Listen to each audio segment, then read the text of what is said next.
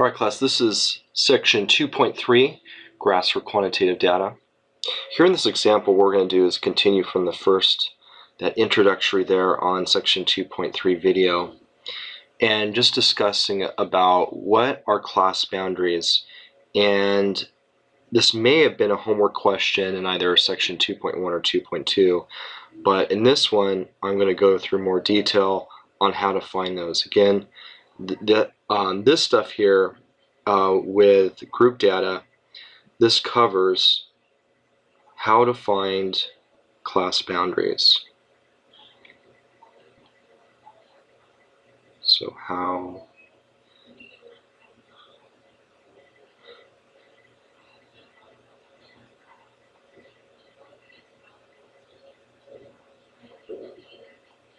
Alright, so how to find class boundaries.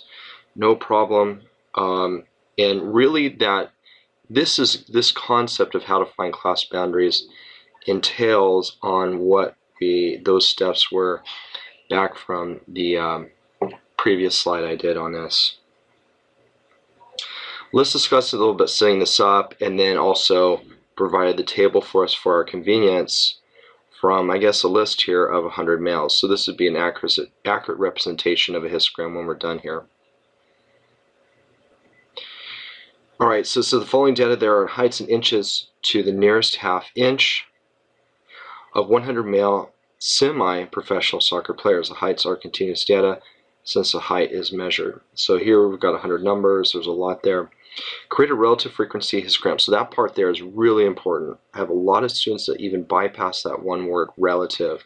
That is crucial in tying that word to frequency, because we need to add that column to this using a frequency distribution. So already from this thing here is our frequency distribution.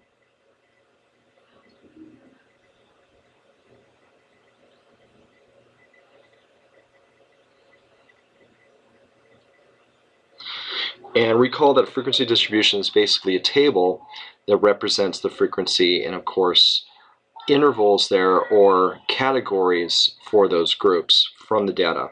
So what happened here with the frequency, let me look at the first one here, because we notice it has a frequency of 5 for this first class, and it's outlined from 60 to 61.9. So if I go here back to the data and try to find everything that fits in that group or that class, I'll notice that it's going to be these 5 numbers here: 60, 60.5, the two 61s, and the 61.5. Notice that the 63.5 is too large a value. It wouldn't fit part of that first class. So again, for our convenience, we've already figured out the frequencies for each one of these classes. But now what we need to do is expand that and find the relative frequencies. In this case, since the sum is 100, of course we'd want to verify that too, but the sum being 100 makes the conversion into a relative frequency very easy to do. So let me go ahead and expand this .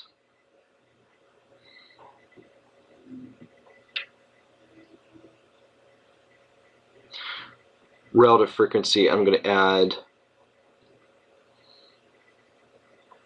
a new column. So I'm going to go ahead and do that now.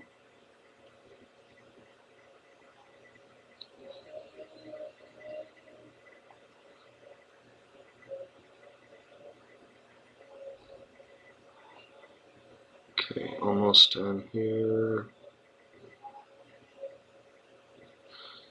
And a couple more. Okay. So we'll go ahead and call this relative frequency.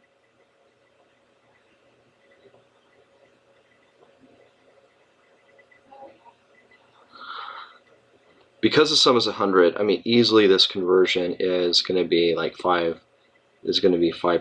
I wish it was that easy all the time. But of course, the major test is when we get repeating decimals, and we're going to have to round those to one place to the right of the decimal as a percentage. But here you can see that if you have a sample of 100, each one of those frequency values just easily turns into a percentage. So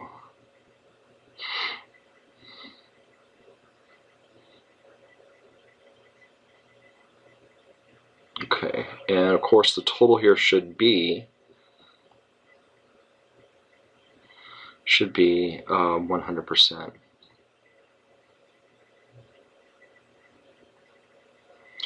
Alright, now that's done, we have a relative frequency, and again, I found a relative frequency only because in the language here it asks for it. So if the case that, what if they just said frequency histogram and left off the word relative, then I wouldn't find this. All I'd have to do is all the math with just the frequency column, and again there would be no need to create a relative frequency column for the frequency distribution. But because that one word is there, I've got to go with it and expand what I have there. So so it is a case we need to find a relative frequency histogram. Alright, once that's done here, we're just going to go ahead and find our class boundaries. Now in the rules it said or discussed that you take some version of 0.5, like if they're whole numbers you subtract 0.5 from the lower class limits. If they're again, if they're whole numbers you add 0.5 to find the upper class limits. That will work. Takes a bit of adjustment,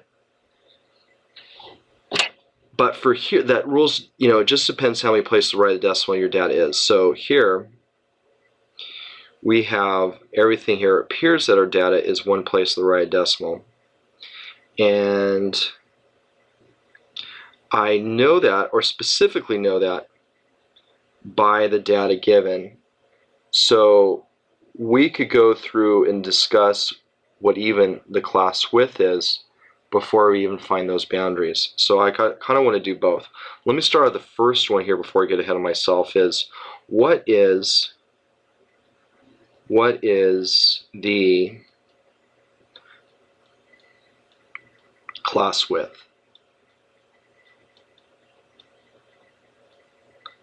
What is a class width? If I were to give you a table, you're not going to use that formula. Do not use max minus min divided by 2. What you're going to do is look between two consecutive lower upper class limits. For example, here I just kind of circled between these two lower class limits right next to each other. That difference is 2. The same thing over here, if you did that for any two side-by-side upper class limits, again that difference is 2. So as you're going down, it appears that if you go plus 2, you find all the upper lower class limits, or you could backtrack and go backwards and do a minus 2 to find all the previous ones. So here this tells me that 2 is the class width. So again, don't use that formula. If they give you a table, you can simply look at the table to figure out what that is. Alright, now for class boundaries. Now I've got that out of the way. Let me zoom on this. So boundaries are on the diagonal of your information here, and that's because, given the class of your table, because you want these to come together. And the best way to make two values come together is to find this thing called midpoint. And I don't want to necessarily use midpoint as language, because by definition the midpoint was if you're adding and then divide by 2. So midpoint is technically just across. But here I'm using it in a kind of different way. I'm using the concept midpoint to meet the bars together. So we want adjoining bars. I got to meet the halfway point between the upper and next lower class limit. So in this case, what you're going to end up doing, you're going to take the lower class limit, 61.9, add that to the upper class limit, 62.0, and then divide that by 2. That's the second class boundary of the list. So let me grab my calculator here, we'll go in and do that. Let me add those together and divide by 2. I can already tell you by this the answer is going to be 61.95. And once you get used to it, you simply look at the table and you can make that determination. So Again, let me add this together. 61, so add together on diagonal there. 61.9 plus 62.0 is 123.9. Then divide that by 2. That is a class boundary, 61.95.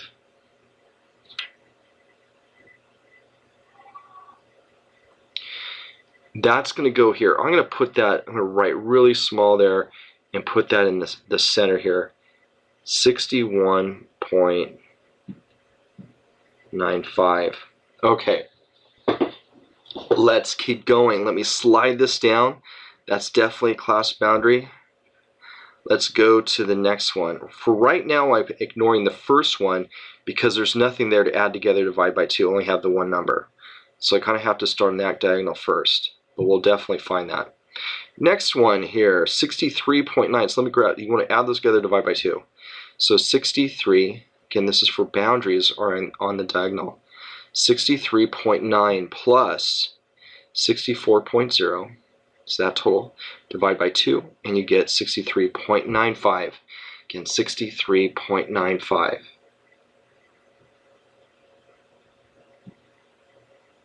That's the next class boundary for that. Let's keep going.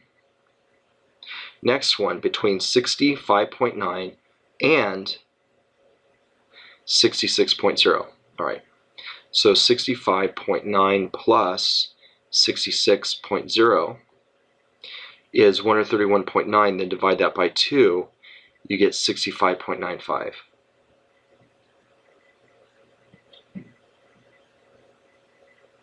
All right, and you keep going the pattern. But you'll notice here, if I go ahead and move this out of the way, let me slide that to the next one. You'll quickly see the pattern because we already determined that the class width was 2. So you can see between each one of these class boundaries, we have that precise number. If you take 61.95 and add to that, again going down, similar to what we do to find all the lower or upper class boundaries, you add the class width going down. You can go back the opposite direction. Of course, you do subtraction in that case. So therefore, if it's always a sequence of adding 2, then the next one would be 65.95 plus 2. So that which would make the next one here 67.95. And I'll prove it to you that that is the next class boundary. Let me add those together, divide by 2 that I have circled. 67.9 plus 68.0, and then divide by 2, and then there you go, 67.95. So that's confirming that I have all those. Let me go ahead and find the next ones coming down to this one here, and I'll just stop. So then we've got, okay, 67.95 plus 2. Next one would be 69.95. Then 71.95, then 73.95. But let's come down to the very last one down here. There isn't anything there because as far as adding 2 numbers together, divide by 2, I only have one number, but I'm still going to use the same pattern as adding the class width. So I take that to my advantage, take this class boundary here, and go plus 2. You'll find the last class boundary, 75.95. And then let's backtrack to find the first one. If we're going backwards here, going up the scale, then the first one would be the opposite. Instead of adding, you want to subtract from that 61.95. So let's go back this way, go minus 2 from that, and then therefore you will get 59.95, and that 59.95 is your first class boundary. Those are all the class boundaries, and now what I can do is start to make my relative frequency histogram. In some homework questions, you can go ahead and list those, starting off with the first one. Say, for example, you know it's already, let me do this, class boundaries.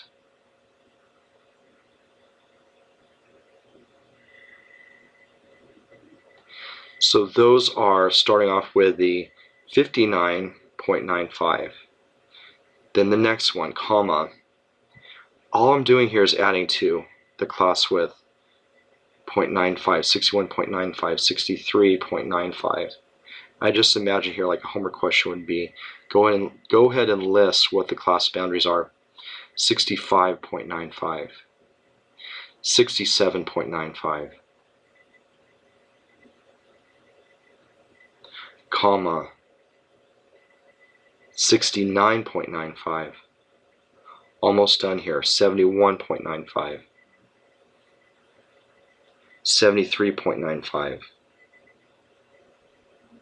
and last 75.95.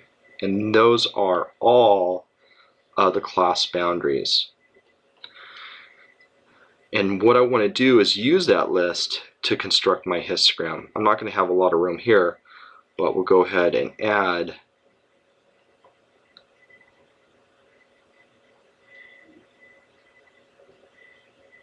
let me go ahead and add a page to do that. And that will be our x-axis. Let me add a little comment here about that. These are x-axis labels. So let me slide over here on a blank slate. And this is why I provide a lot of you, like on the homework, on the paper homework, I want you to, I'm going to give you this L, and I want you to fill in the L with the class boundaries and either frequency or relative frequency. So start off here, kind of like the minimum, you want to have your first class boundary. So again, that was the 59.95.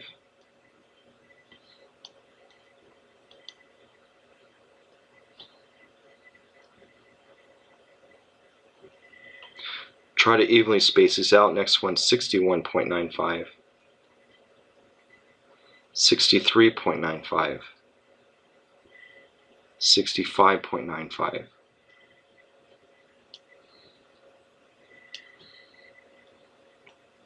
68, oh no, 67, 67.95, 69.95, 71.95, and then one more. I'm going to have to make a little adjustment here and squeeze that one in for 73, and then actually two more, 73 and 75.95. Got to get all of those class boundaries in here. I get a slight advantage where I can shrink all this and move stuff forward, so maybe tread lightly here. Use a pencil. Kind of make that a little more straight there. Just creating room there for the rest of those. We don't want to forget the 73 or the 75.95. Let me make my status here a little bit smaller.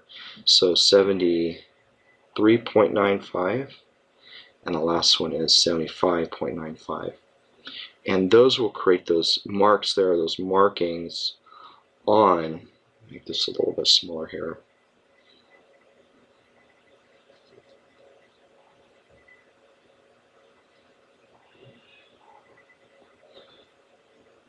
Make those tick marks. You can start here in the minimum for your first bar. I'll point that out a little bit. Instead of starting somewhere past it, it's fine to start there. But let me make these marks here on the x-axis. So each one of those boundaries is going to border a bar. Make that a little bit bigger. Each one of those is going to create that, and that boundary is on that bar. Okay, so that's the x-axis there, and we'll go ahead and label that, since that is their height in inches, round to the nearest half meter. All you have to do is say the x-axis is inches. Okay, done. Then we have for the y-axis the frequency. Let me go back up to here. So, I'm sorry, relative frequency. Well, I almost made that mistake. So our peak here is at 40%. All I have to do is make my adjustment off the peak. I don't have to go to 100%. So we can go over here and maybe count by tens. So maybe make that 20, 40, 10, and 30. Okay, so that's good enough there. Nice even scale. That's what they want, the requirements. We'll label that 10%, 20%, 30%, and the last one is at 40%. Now I can go ahead and make my bars from my boundaries there. And off each one of these, you're going to scale over and create a bar. So let me do that. I think maybe make that a little bit bigger here.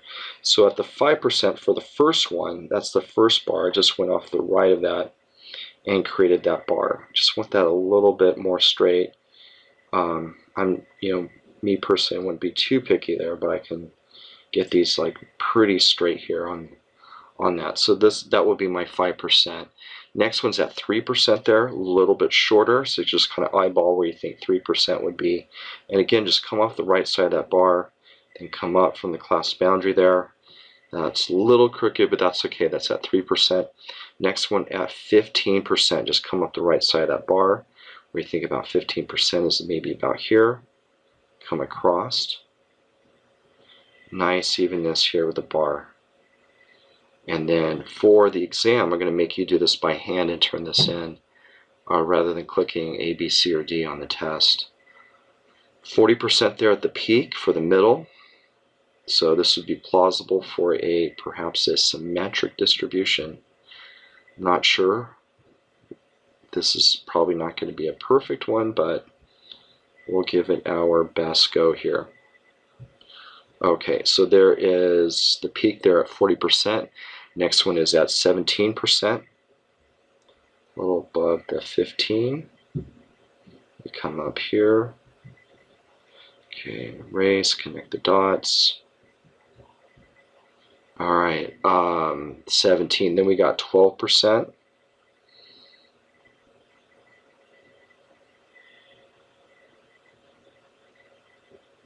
So looking at 12% here.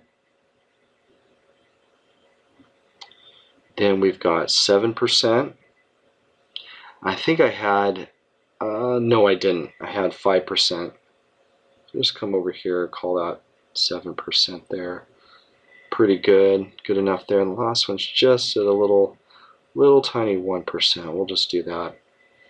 Okay, so that'll do it there for our relative frequency histogram. Let me move this down a little more for the notes, so I'm going to leave it attached.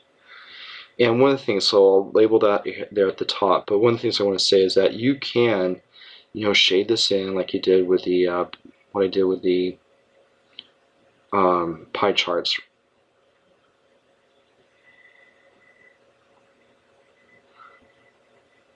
Relative frequency and then histogram. You don't have to put that. I just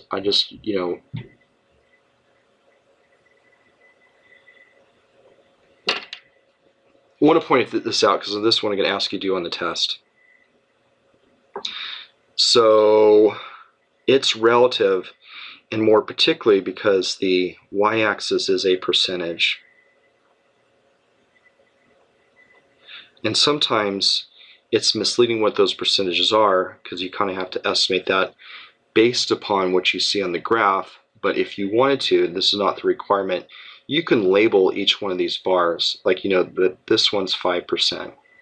This next one is 3%, 15%, 40% here at the peak, 17%, 12%,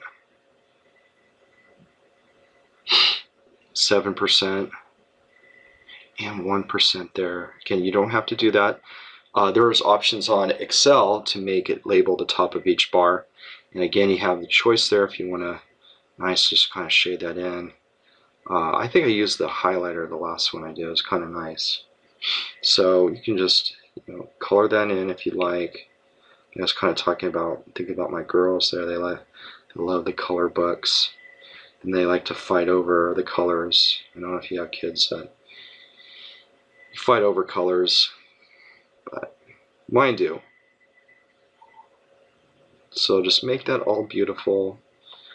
Don't feel any requirement there on the test to, colors you're in and all color coded. No one's going to end up getting color pencils. Don't go to Walmart and get color pencils. If you have a set, great. If you have a set, it's a really expensive set of color pencils. Don't use it. It's not worth it. You use it for your artwork. Don't waste it on this stuff here. Just use the inexpensive stuff. So you're kind of listening as I fill this in here. Let me fill this in. You're just kind of relaxing, just the color. Kind of nice there. Alright, a couple more colors here. Let's use that chartreuse color. Maybe it's called pink. That's nice. Okay. Almost done here. Very relaxed. Coloring stuff in. Making it just nice. And one more color there. What am I going to pick? I don't know. How about we go for maybe a dark blue, just kind of shade that in down there. And that is it. There's our relative frequency histogram in its entirety there for you folks. That was the key here for this exercise. Anything else here to mention? Not really. I do get a lot of questions on, teacher, what did you do to find the class boundaries? I get that a lot. So I don't want to sound cliche here, like go back and replay my video, but I just want to point out, be careful. I'm going to ask you for a relative frequency on the test. So, and to do so, you would divide by the total of frequencies to make that conversion. We've done a lot of that in 2.1 exercises. The other thing too, just go back to the beginning of my video or maybe halfway in the video and watch what I do to find those class boundaries, because those are the numbers I use to label my x-axis. And that'll do it for this one. This, and also one more thing to add in here, because, let me do this, because these are groups, and what I mean by that, because there's a lower bound and upper bound for each one of those classes, this is group data. So again, group data is because there are groups for each class. This will make more sense when I do one that's ungrouped, because naturally the classes are represented naturally by the whole number representation, and we certainly don't need to. We could do group data, but we wouldn't want to need to do that. That'd be probably a little over the top. All right, so that'll do it here for this one, for our first relative frequency histogram and class boundaries for section 2.3.